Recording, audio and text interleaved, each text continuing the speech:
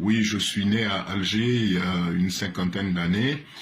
J'étais supporter de l'USM El Arash d'abord.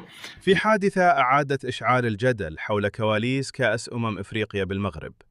عثر على الصحفي والمسؤول الإعلامي عن الدوري المالي محمد سوماري ميتاً داخل غرفته بأحد فنادق الرباط، حيث كان متواجداً لتغطية المنافسات القارية. وفاة وصفت رسمياً بالغموض، لكنها سرعان ما تحولت إلى مادة دسمة للشكوك والتساؤلات، خاصة في ظل السياق الذي وقعت فيه.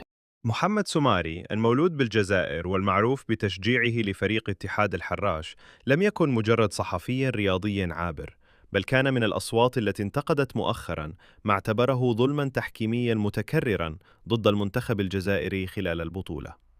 هذا المعطى بالذات جعل كثيرين يربطون بين مواقفه الإعلامية ونهايته المفاجئة، خصوصا في ظل غياب أي توضيح رسمي شفاف يضع حدا للتأويلات.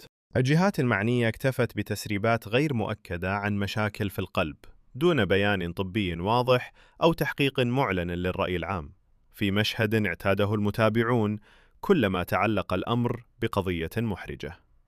صمت ثقيل زاد من منسوب الريبة، وأعاد إلى الواجهة اتهامات قديمة تتعلق بكيفية إدارة المخزن للتظاهرات الكبرى، حيث يرحب بالتصفيق بينما ينظر بعين الشك لكل من يخرج عن النص.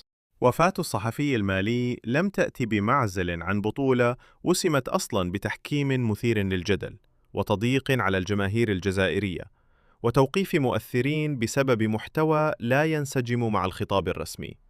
سلسلة أحداث تجعل الربط بين الانتقاد والمصير غير المتوقع أمراً مطروحاً بقوة، رغم أن الرسالة وصلت دون حاجة إلى تصريح.